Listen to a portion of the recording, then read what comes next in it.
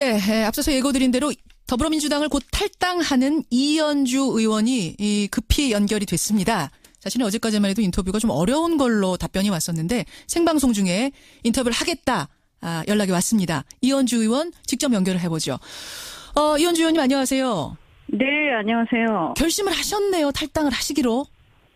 네, 그렇게 했습니다. 탈당의 변을 보니까 민주당 문재인 후보가 대통령이 되는 건 시대 정신에 맞지 않다라고 생각했다. 왜 탈당하십니까? 뭐 꼭 그것만이 이유는 아니고요. 탈당 기자회견은 조금 있다가 하기 때문에 이제 그 내용을 보시면 될 텐데요.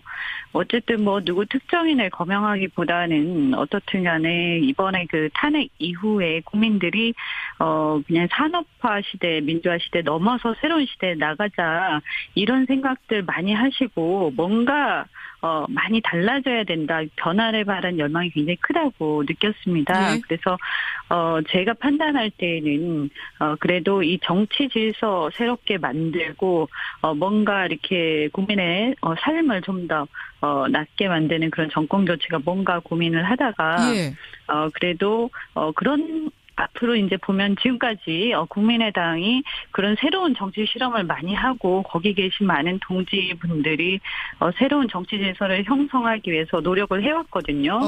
그래서 제가 이런 시기에 그분들이 그렇게 노력하는데 제가 같은 생각을 하면서 여기 그냥 머물러 있는 것은 아니다 생각해서 함께 하기로 했습니다. 새로운 정치 실험을 위해선 국민의당이 더 낫다고 판단했다. 근데 이른바 김종인계의 사람이다. 뭐 이런 평가들을 많이 하는데 김종인 전 대표도 출마 선언하셨잖아요. 거기 가서 돕지 않고 왜 안철수 후보한테 가세요? 뭐 개 사람 이런 건 아니고요.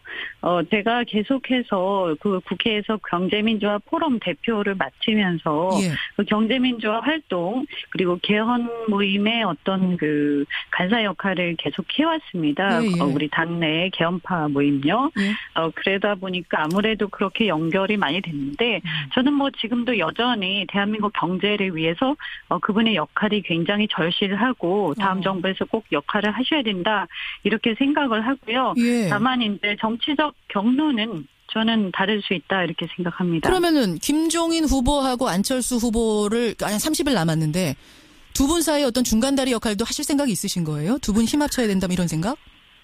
이제 생각은 안 해봤습니다만 만약에 제 역할이 필요하다면 해야 되지 않는가 이렇게 생각하고 있고요. 다만 그 문제는 본인들이 당사자들이 결정하실 부분이니까 제가 지금 말씀드리기는 김종인도 필요하고 안철수도 필요하다 지금 그 말씀하셨어요. 추가 탈당이 혹시 더 있습니까? 고민하는 분들? 제가 알기로는 당내 패권 문제 때문에 탈당을 고민하는 분들은 꽤 되시는 걸로 알고 있는데요. 다만 그분들이 탈당까지 결심하기는 쉽지는 않습니다. 저도 굉장히 고민을 많이 했고요. 그래서 뭐 제가 그분들의 어떤 정치적인 입장이라든가 또 여러 가지 고려사항을 모르기 때문에 이제 그분들이 각자 뭐 그건 물론 당연한 겁니다만 꽤 된다고 지금 말씀하셨어요. 꽤 된다.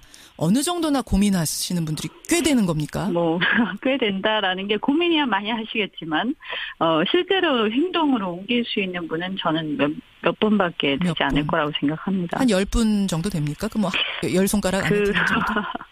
이게 지금 상황이 어떤 뭐 공천을 앞두고 어떤 문제가 있다든가 이런 게 아니고 당의 지지율이 비교적 높은 상황인데 어떻게 보면 그냥 광야에 홀로 나오는 거거든요.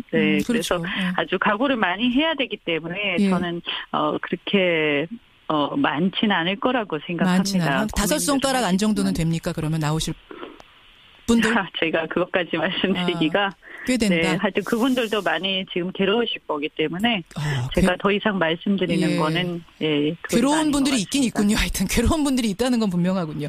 그런데 이제 탈당을 하겠다라고 어제 소식이 전해진 다음에 비판하는 분들은 뭐 정청래 의원 같은 분들은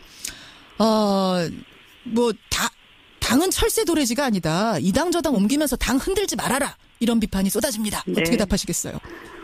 글쎄요, 뭐 그렇게 생각하실 수도 있겠죠. 그분은 그렇지만 또 그동안 이제 양당 체제로 이렇게 공고화되어 있었는데 저는 이 정치 기득권 체제를 깨고 뭔가 정치판이 크게 바뀌어야 한다. 그러지 않으면 대한민국의 미래가 없다. 이렇게 굉장히 절박하게 생각하고 많은 것을 버리고 나온 것이기 때문에 그렇게까지 말씀하시는 것에 대해서는 좀 동의하기 어렵습니다.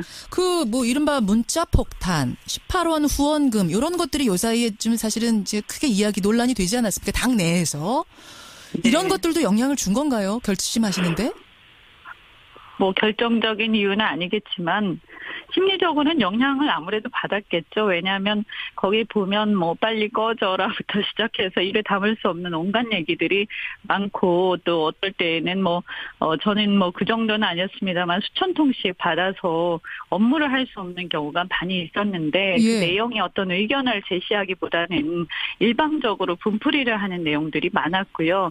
또 문제는 뭐냐면 그런 내용들이 그냥 단순히 일반 지지자라고 생각을 했었는데 예. 저희가 봤을 때는 당 내부 사정을 굉장히 잘 알지 않으면 알 수 없는 얘기들이 꽤 있었습니다. 그래서 이제 저희가 그 수사 의뢰를 해달라고 지도부에 요청한 적도 있었거든요. 그건 지금 뭘 의심하시는 걸까요? 당 내부 사정을 깊숙이 아는 사람만 쓸 수 있는 문자들이 문자폭탄으로 왔다는 건?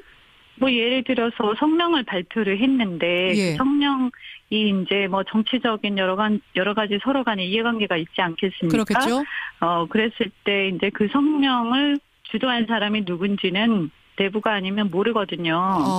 그런데 항상 보면 그 주도한 사람한테 집중되는 것을 저희가 보고 예. 이것은 내부 사정을 굉장히 많이 아는 사람이 연결이 돼 있구나 이렇게 짐작을 했습니다.